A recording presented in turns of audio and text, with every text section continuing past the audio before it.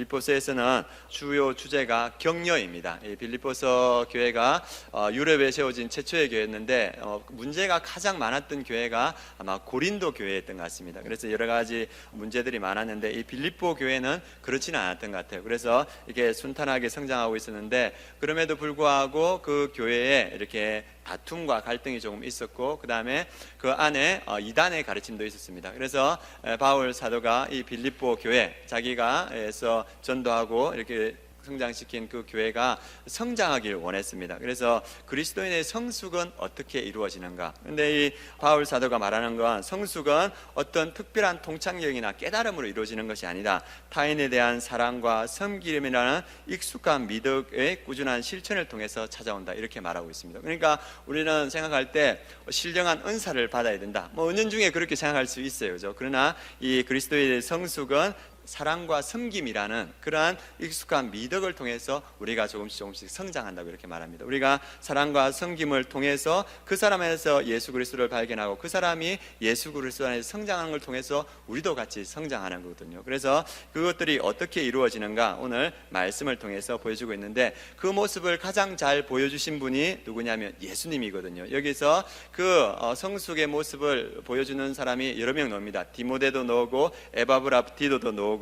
그런데 여기서는 이 빌립보서의 핵심이라고 할 수 있는 빌립보서 2장 5절에서 11절, 예수 그리스도의 창가를 통해서 성숙하기 위해서는 누구를 닮아야 되나? 누구를 닮아야 됩니까? 예수 그리스도를 닮아야 된다고 오늘 말하고 있습니다. 얼마 전에 곽선희 목사님 설교를 들었는데, 그분이 1960년도 인천에서 사역을 했답니다. 그 사역을 할 때 집사님도 권사님도 장로님도 아주 열심히 섬겼대요. 그래서 같이 목사님하고 섬겼는데, 그 중에 유독 이렇게 섬김이 탁월하신 분이 있었는데, 그분의 별명이 뭐였냐면 예수님 동생이었대요. 예, 그분의 별명이. 우리 교회도 예수님의 동생이 많은 줄 믿습니다. 예, 여기 보니까 여동생들 여기 계시네요. 예, 저기 보니까 남동생들도 계시네요.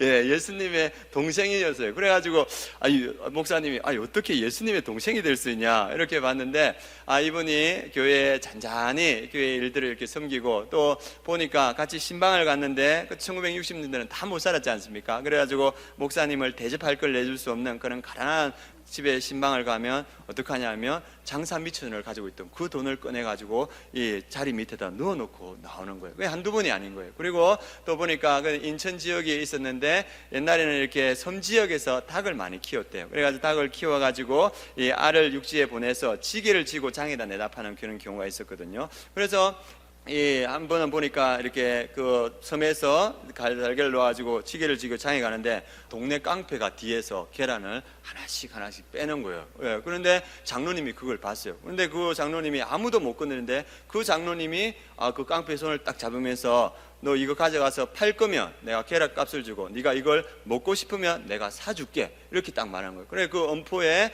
이 깡패가 손을 내리고 그 계란을 이렇게 안에 넣는 거예요. 그래서 이렇게 소리 없이 이렇게 섬기는데, 다른 분들이 다 예수님의 동생이라 하고, 이 목사님도 보기에 예수님의 동생인 거예요. 그래서 어느 날에 이제 그 장로님 댁에 신방을 갔는데, 그렇게 크지 않은 집에서 이렇게 생활하시는데, 그 거실에 보니까 이 배낭이 있는 거예요. 먼지가 많이 묻어서. 그래서 자세히 보니까 구멍 3개가 이렇게 뚫려져 있어요. 그래서 장로님 저 구멍이 뭡니까? 이렇게 물어보니까, 이 장로님이 6.25 때 저 북한에서 피난을 왔는데 내려오다가 공산군한테 걸렸어요. 그래 공산군이 총을 쐈는데 죽었구나 하면서 뒤로 돌면서 엎드렸는데, 총을 쏘고 이제 그 공산군은 죽었겠거니 하고 갔는데, 자기도 죽었는 줄 알고 일어났는데 살아 있는 거예요. 그래 보니까 이 총알이 배낭에 걸려가지고 몸까지 안 왔어요. 그래가지고 이제 남은 목숨 하나님께서 구해주셨으니 내가 주님을 위해 살겠다. 그래서 그 소리 없이 이렇게 교회를 섬기고 가난하고 연약한 자장을 섬기는 거예요. 우리도 죽다 살았습니다. 맞습니까?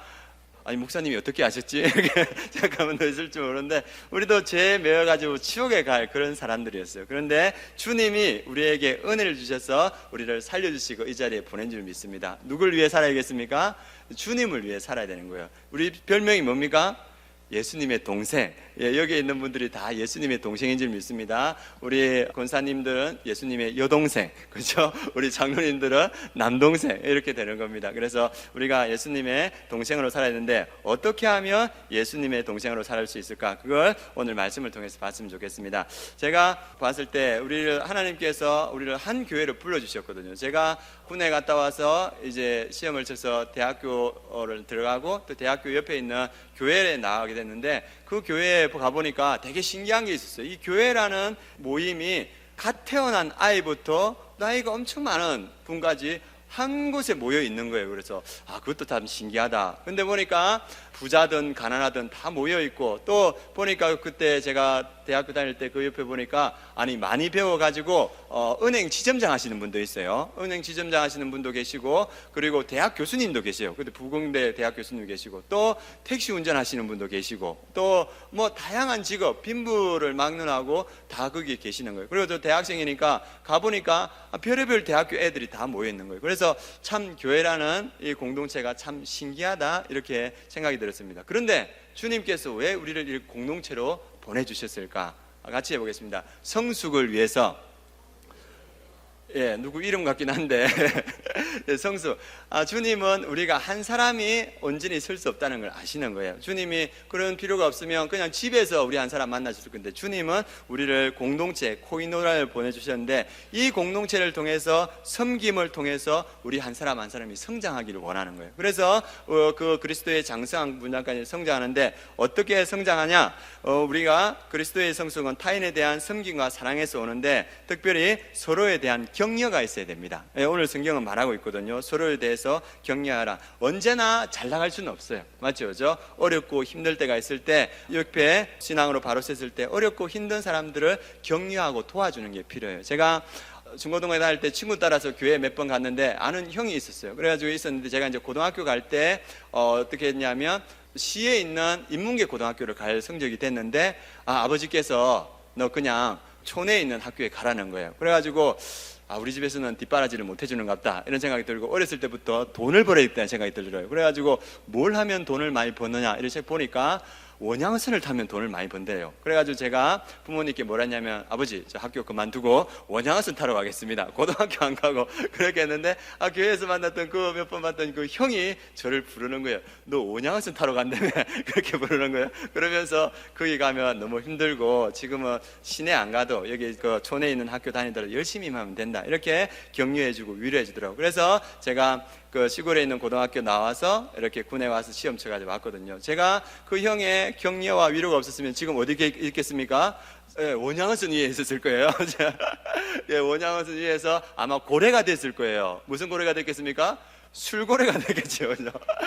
그런데 보니까 그 형이 보니까 이 애가 뭣도 모르고 이렇게 하는데, 불러가지고 격려해주고 위로해주면서 바른 길로 이렇게 인도해주는 거예요. 그래서 우리 성도님들도 혼자서는 바로 못 써요. 그죠? 내가 보기에는 분명히 이렇습니다. 한 사람이 있을 때 자기가 가는 길이 맞다고 고집부리는 사람이 있어요. 그죠? 그러나 주위에서 봤을 때 아닌 거예요. 그러면 불러서 위로하고 격려하면서 바른 길로 갈 수 있는 그러한 우리 성도가 되어야 될 줄 믿습니다. 그래서 서로에 대한 위로와 격려가 있어야 되고, 그리고 사랑으로 서로 위로하고 성령으로 교제하는 게 필요합니다. 그리고 서로 친절과 동정을 베푸는 것이 필요하다. 보면 우리가 주님 아니면 다 불쌍한 영혼들이거든요. 그래서 주님께서 우리를 묶어주신 건 뭐냐면, 서로 사랑하고 위로하면서 온전한 그리스도로 성장하라고 우리를 붙여주신 줄 믿습니다. 그래서 2장 1절 말씀 같이 한번 읽어보도록 하겠습니다. 시작.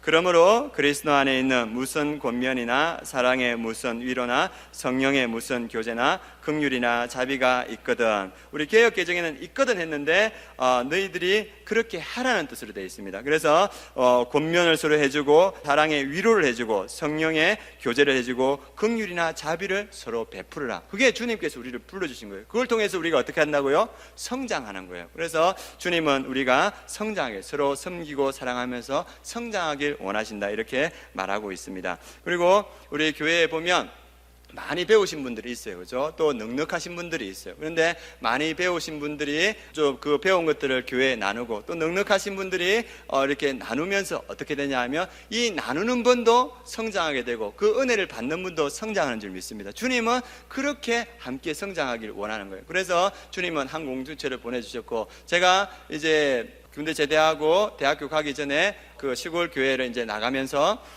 뭘 했냐면 대나무 공장에서 일을 했어요. 아르바이트 돈을 벌어야 되니까. 그런데 그 교회에서 아이고 이렇게 힘들게 공부한다고 어느 날 그 교회에서 크리스마스 때인가 이렇게 해가지고 뭘 했냐면 모금을 했어요. 근데 모금을 하는 걸 알았는데 나중에 그 돈을 저한테 갖다 주는 거예요. 그래서 힘들게 공부한다고. 그래서 그걸 받고 참 감사했습니다. 그래 감사해가지고 그걸 가지고 대학교 등록금 했는데 그걸 보고 누가 변화가 있었냐 하면 저희 어머니께서 변화가 있었어요. 왜냐하면 아이고 교회에서 우리를 도와주는 거라 네 얼굴을 봐서 교회를 나가야지 이렇게 되는 거예요.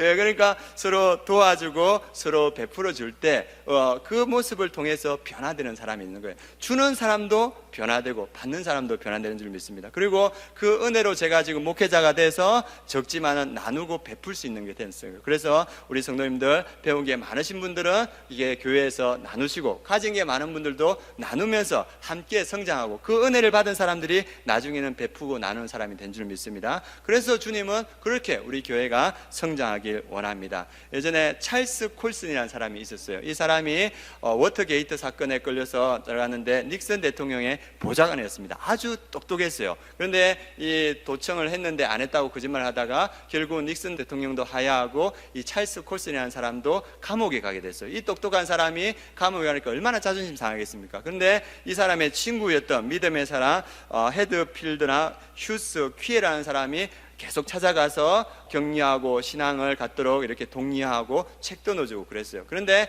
이 자존심이 있던 찰스 콜슨은 절대 안 받아들였어요. 그런데 이 퀴에라는 사람이 이 세 명이서 같이 시간을 맞춰서 이 찰스 콜슨을 위해서 기도해 줬는데 이 퀴에라는 사람이 기도하다 보니까 어떤 생각이 드냐면 저 찰스 콜슨을 위해서 내가 감옥에 대신 가야 되겠다 이 생각이 드는 거예요. 왜? 그래서 이 퀴에라는 사람이 특수 법률에 보니까 그 누군가를 위해서 대신 복역해 준다는 있다는 걸 알았어요. 그래서 법원에 자기가 대신 복역해 주겠다 이렇게 신청을 했는데 법원에서 기각을 했어요. 그런데 찰스 콜슨이 그걸 알았어요. 그런데 그 조건 없는 친구들의 사랑에 마음이 녹아지는 거예요. 그리고 예수 그리스도를 영접하고 나서 자기가 이제 새로운 눈으로 보니까 그 교도소에 있는 재수자들을 위해서 자기가 뭘 해야겠다는 생각이 들었어요. 그래서 이 조세들을 위해서 자기가 뭘 할까 하니까 재수자들이 제일 싫어하는 게 뭐냐면 우리 집사님들 안 그래 빨래를 싫어하는 거예요. 그래 빨래를 싫어해서 이 찰스 콜슨이 자기 손에 물 한 방울 안 묻힌 사람인데 그 재수자들 위해서 빨래를 해주기 시작했어요. 그래서 사람들이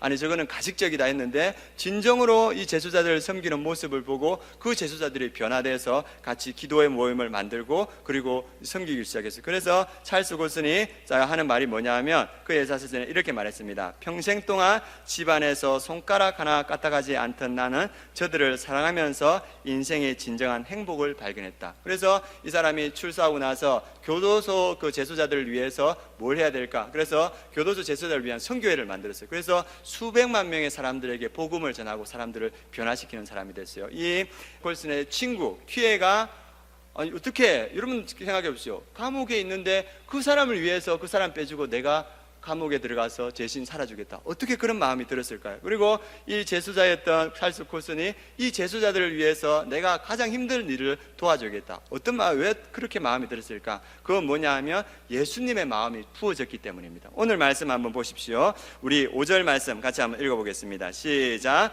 너희 안에 이 마음을 품으라. 곧 그리스도 예수의 마음이니. 우리 마음에 예수의 마음이 품어졌을 때 그를 위해서 대신 형도 살아줄 수 있고 그리고 가장 싫어하는 그 일을 우리가 기꺼이 할 수 있는 그 마음이 부어지는 줄 믿습니다. 그런 마음이 부어졌을 때 우리가 공동체에서 어떤 일을 할 수 있냐면 2절부터 4절까지의 그 말씀을 우리가 실천할 수 있습니다. 예수 그리스도의 마음을 품었을 때 마음이 있을 때 마음을 같이하여 같은 사랑을 가지고 뜻을 합하여 한 마음을 품어. 우리 교회 한 200명이 넘지요. 그죠? 어떻게 한 마음을 품냐? 우리 마음에 예수 그리스도의 마음이 부어졌을 때 한 마음을 품을 수 있는 거예요. 그리고 3절 아무 일이나 다툼이나 허용으로 하지 말고 오직 겸손한 마음으로 각각 자기보다 남을 아껴 여기고. 우리 인간은 중심적이죠. 그죠? 우리 인간은 자기 중심적이에요. 제가 그 이야기를 듣다 보니까 사람이 기쁠 때 언제 기쁘냐? 예, 추석 명절에 길을 가는데 막히지 않습니까? 그죠? 길을 가는데 막히는데 근데 내 앞길이 뻥 뚫려가지고 추석 명절에 쫙 길을 나갈 때 기쁘죠? 맞죠? 기쁘죠? 더 기쁠 때가 어떠냐? 나는 쭉 나가는데 반대쪽 사람이 꽉 막혀 있을 때 더 기쁘답니다. 예, 기쁨 두 배라요. 예, 사람이 그렇게 자기중심적이거든. 나는 기쁨, 저 사람 얼마나 힘들고 이게 아니거든. 나는 기쁨. 그러나 예수의 마음이 부어졌을 때 나보다 남을 아껴 여기고, 4절 말씀에 각각 자기 일을 돌아보며 또한 각각 다른 사람들의 일을 돌보아 나의 기쁨을 충만하게 하라. 자기중심적인 사람이 나를 아니라 다른 사람들을 살펴줄 수 있다는 거예요. 뭐 할 때? 예수님의 마음이 우리에게 부어졌을 때. 그러니까 그 마음이 부어졌을 때 우리가 예수님의 사랑을 드러낼 수 있고 실천할 수 있는 겁니다.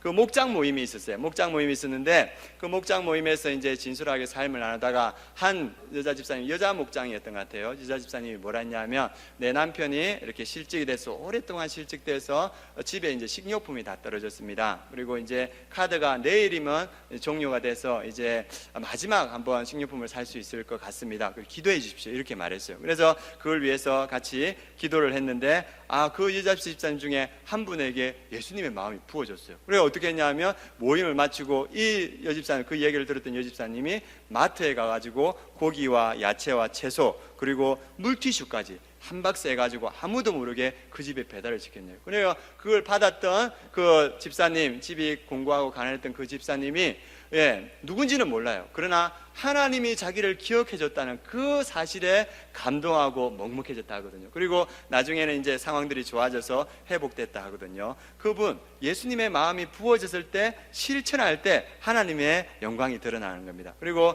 미국에서도 이 목장 모임이 벌어졌어요. 목장 모임인데 유학생이 많지 않습니까? 그래서 유학생들이 이제 기도 제목을 내는데 한 유학생 청년이 내가 유학을 왔는데 차가 없어서 뭐 생활하기도 불편하고 이렇게 공부하기도 너무 불편하다 이렇게 말했어요. 그래 기도해달라. 그런데 기도해달라고 해가지고 기도했는데 그 중에 한 명에게 예수님의 마음이 부어졌네요. 어떻게 했을까요? 자기 차 키를 갖다가 그 사람한테 주는 거예요. 나는 이거 없어도 되니까 당신이 이 차를 쓰십시오. 왜? 예수님의 마음이 부어질 때 우리가 그렇게 섬길 수 있는 거예요. 그런데 여러분들 생각할 거예요. 좀 과하다. 그렇죠? 아니 차를 어떻게 내주냐. 그러나 예수님의 마음은 절대 과하지 않습니다. 예수님의 마음이 어떤 마음이냐. 우리 6절, 8절 말씀 같이 한번 읽어보도록 하겠습니다. 시작.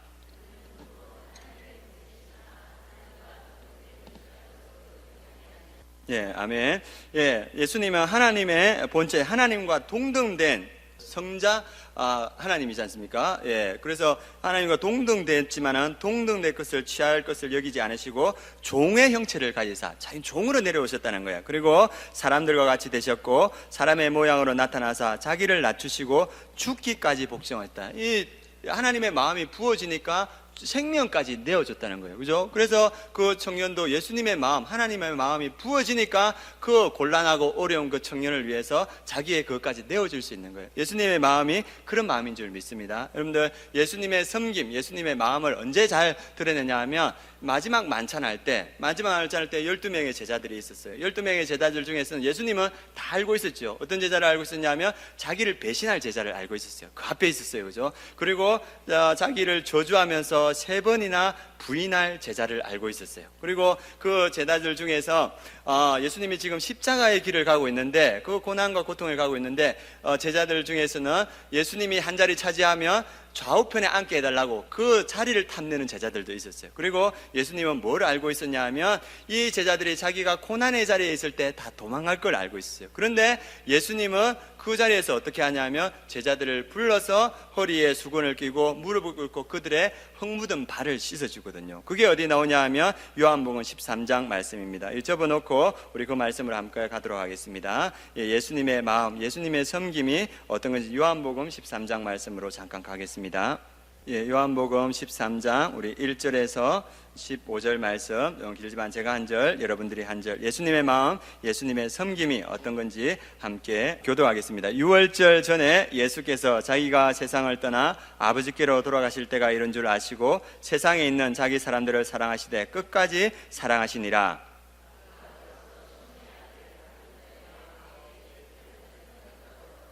저녁 먹는 중 예수는 아버지께서 모든 것을 자기 손에 맡기신 것과 또 자기가 하나님께로 오셨다가 하나님께로 돌아갈 것을 아시고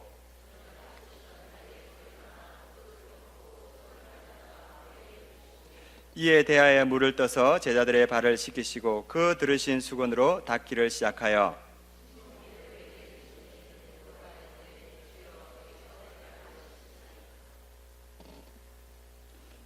예, 제가 6절 읽겠습니다. 시몬 베드로에게 이르시되 베드로가 이르되 주여 주께서 내 발을 씻으시나이까?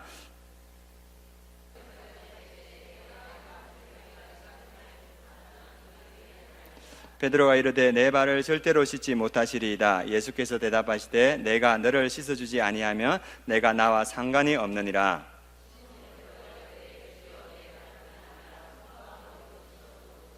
예수께서 이르시되 이미 모욕한 자는 발밖에 씻을 필요가 없느니라. 온몸이 깨끗하니라. 너희가 깨끗하나 다는 아니니라 하시니,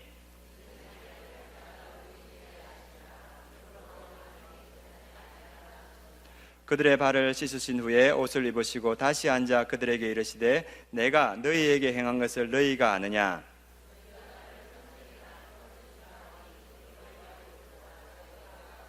내가 주와 또는 선생이 되어 너희 발을 씻었으니 너희도 서로 발을 씻어주는 것이 오늘이라.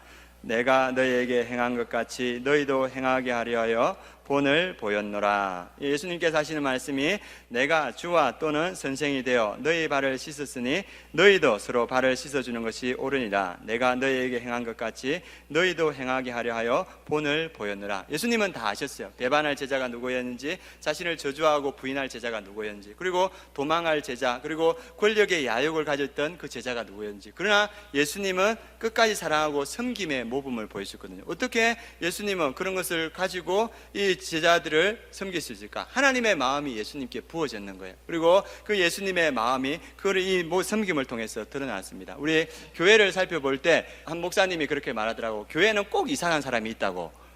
예, 고개를 끄덕거리는 뜻은 무엇입니까?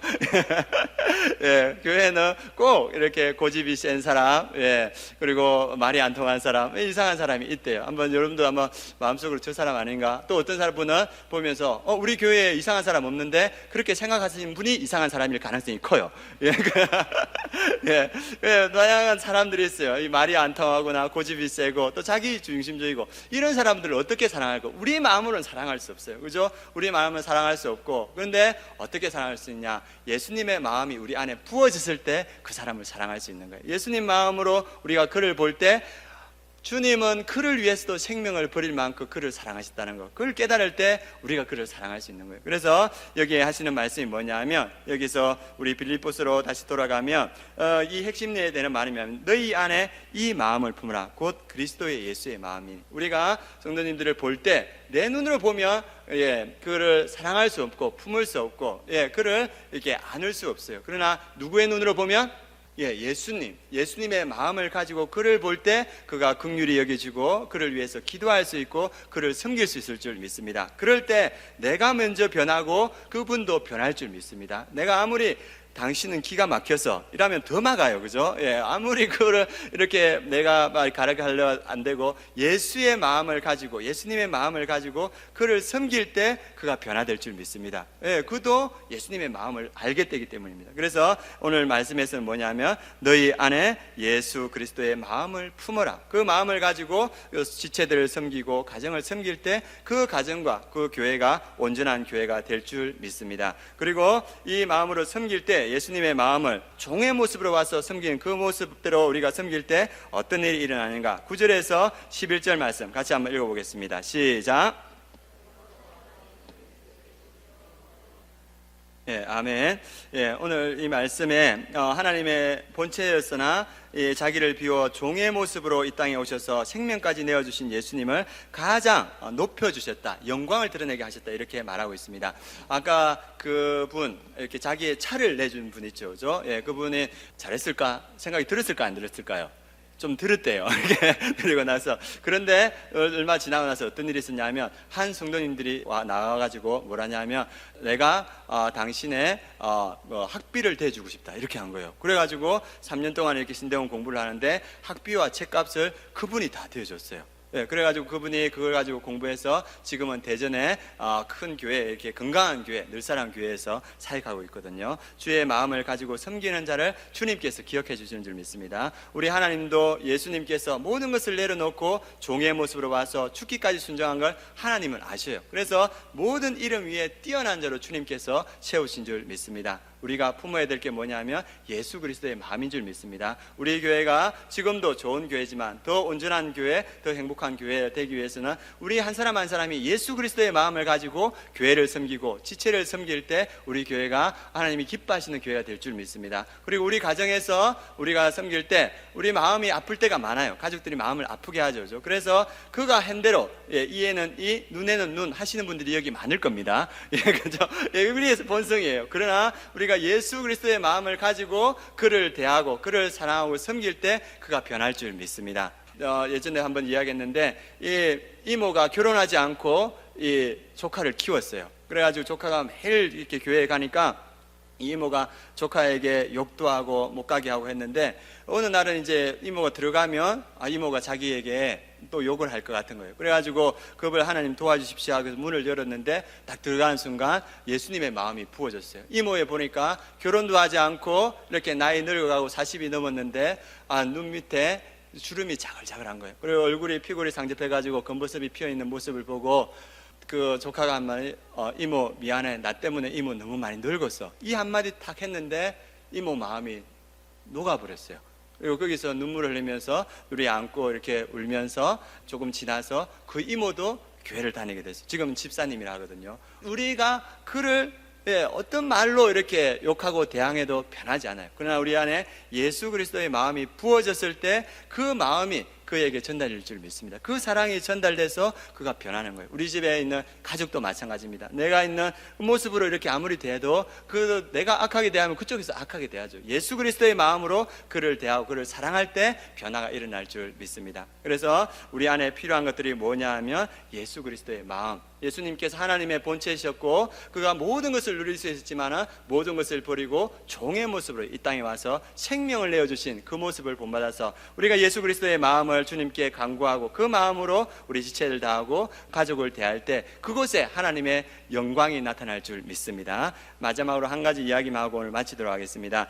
한 집사님이 수련회에 나와서 간증을 했어요. 이 집사님이 결혼을 했는데 두 아이가 있는 이혼남하고 결혼을 했어요. 그래서 이 여자분의 엄마가 얼마나 반대를 했겠습니까? 하지 말라 했는데 그 남자를 사랑했기 때문에 자기는 이 두 아들을 감당할 수 있다고 생각했어요. 그래가지고 결혼을 했습니다. 그런데 결혼을 해서 아이들을 품으려고 하니까 아이들이 빗나가는 거예요. 그래서 할 수 있을 줄 알았는데 안 되는 거예요. 특별히 큰 아들은 점점 사랑할수록 더 빛나는 거예요. 그래서 이 아이가 폭력 사건에 휘말려 가지고 어떻게 됐냐 하면 이렇게 이제 감옥에 가게 됐어요. 그래서 이제 그걸 안 하려고 하면 어떻게 되냐면 합의를 해야 되지 않습니까? 그런데 이 여자분이 합의를 하기 위해서 경찰서에 가고 또 가고 이렇게 많이 시달리고 나서 그래도 합의를 해도 형을 이렇게 받아야 됐어요. 그래서 이 일들이 있고 나서 이 여자분이 자기 남편한테 난 이제 더 이상 못하겠다, 내가 낳은 아이도 아닌데 왜 내가 이런 시달림을 받아야 되냐면서 남편에게 이렇게 쏘아붙였어요. 그런데 남편도 어떻게 할 수 없지 않습니까? 그래서 남편이 어떻게 했냐 하면 큰 소리로 확 질러버렸어요. 자존심이 있어서. 그래가지고 그 소리를 듣자마자 여자분이 내가 의지할 것은 아무것도 없구나 해가지고 화장실에 들어가서 문을 걸고 자살을 시도했어요. 근데 남편이 딱 보니까 낌새가 이상한 거예요. 그래가지고 그 화장실 문을 부수고 들어가서 병원에 해가지고 이 여자를 살려냈어요. 그런데 이제 그 여자분이 다니는 교회에 목사님이 보니까 이 여자가 죽을 것 같거든요. 그러니까 수련회에 가서 은혜를 받고 은혜로 이 일을 해결하라고 이 여자분을 수련회에 이렇게 보냈어요. 그런데 이 수련회에 갔던 이 여자분이 고백하기를 뭐라 했냐면 이 수련회에 갔는데 도무지 마음이 안 열리더래요. 그래서 말씀을 전하는 사람이나 모인 사람들이 모두 자기보다 나은 것 같더래요. 사는 사람이. 그래서 누가 나를 이해할 수 있을까? 누가 나의 힘든 마음과 고통을 이해할 수 있을까? 수련회에 참석했지만 시종 은혜가 안 됐답니다. 그리고 그런 중에 찬양 한 가사가 집사님의 마음에 들어왔습니다. 우리도 잘 아는 가사인데 나의 길 오직 주가 아시나니, 이 가사가 오직 주가 아시나니 이 가사가 마음을 쳤답니다. 그리고 나를 연단하신 후에 점검같이 나아가리라, 이 말을 듣는데 주체할 수 없이 눈물이 흘러내렸대요. 그래서 이 여자가 생각할 때, 이 집사님 생각할 때 나는 인생의 모든 것을 실패할 것 같은데 아내로도 실패했고 그리고 엄마로도 실패했고 딸로서도 실패하고 직장인으로서도 교인으로서도 다 실패하고 어느 하나 제대로 한 거 없고 하나님은 왜 나를 이 절망의 벼랑까지 나를 몰아붙이는가? 하나님이 원망스러웠는데 그런데 이것이 정금같이 나를 세우고 단련하신 하나님의 계획과 이걸 깨달았는 거예요. 그리고 나서 이 분이 말하길 주님의 마음을 알기 전에는 우리는 우리의 형편을 정확하게 알 수 없다고 고백했어요. 그리고 주님의 마음을 알게 되니 예수님이 목숨을 내어놓을 만큼 사랑했던 남편이고 아들이라는 것, 그리고 그 예수님께서 그 아들과 그 남편을 사랑한다는 그 마음이 오더래요. 그리고 하나님의 마음이, 예수님의 마음이 부어지니까 자기가 그렇게 사랑하려고 했던 남편과 아들이 자기도 모르게 사랑하게 되더라고요. 그리고 그 가정이 회복되었어요. 왜입니까? 주님의 마음, 예수님의 마음이 그 안에 부어졌기 때문이에요. 그래서 우리가 우리 교회 생활이나 우리 가정 생활할 때 우리 마음에 예수의 마음이 부어질 때 그곳에 회복이 일어나고 온전함이 살아나는 줄 믿습니다. 우리 가족을 볼 때도 내 눈이 아니고 예수님의 마음으로 봐야 될 줄 믿습니다. 그리고 우리 지체들 부족하고 연약하고 그런 지체들 있어요, 그죠? 그러나 예수님의 마음을 볼 때 그곳에 하나님의 역사하는 줄 믿습니다. 오늘 여기에 보니까 우리가 예수님의 마음으로 그걸 보고 그 마음을 가지고 우리가 섬길 때 어떤 일이 일어나는가, 11절 말씀 같이 한번 읽어보겠습니다. 시작. 모든 입으로 예수 그리스도를 주라 시인하여 하나님 아버지께 영광을 돌리게 하셨느니라. 우리가 그 마음을 품을 때 주의 이름이 높아지고 하나님의 영광이 드러나는 줄 믿습니다. 내 마음으로 안 돼요, 그죠? 우리 마음에 예수 그리스도의 마음을 품을 때 그 마음으로 우리 교회가 변화될 줄 믿습니다. 그 마음으로 우리 가정이 변화될 줄 믿습니다. 그래서 우리 성도님들 날마다 내 마음에 예수 그리스도의 마음을 부어 주옵소서. 내가 그 마음으로 우리 교회를 섬기고 성도들을 섬기게 하여 주옵시고 우리 가정을 섬기게 하여 주옵소서. 그러면 주님께서 우리에게 예수 그리스도의 마음을 부어 주실 줄 믿습니다. 우리가 그 간절한 마음으로 주님, 내 마음에 우리 하나님의 마음을 부어 주십시오. 내 마음에 예수님의 마음을 부어 주십시오. 우리가 이 고백으로 함께 찬양하도록 하겠습니다.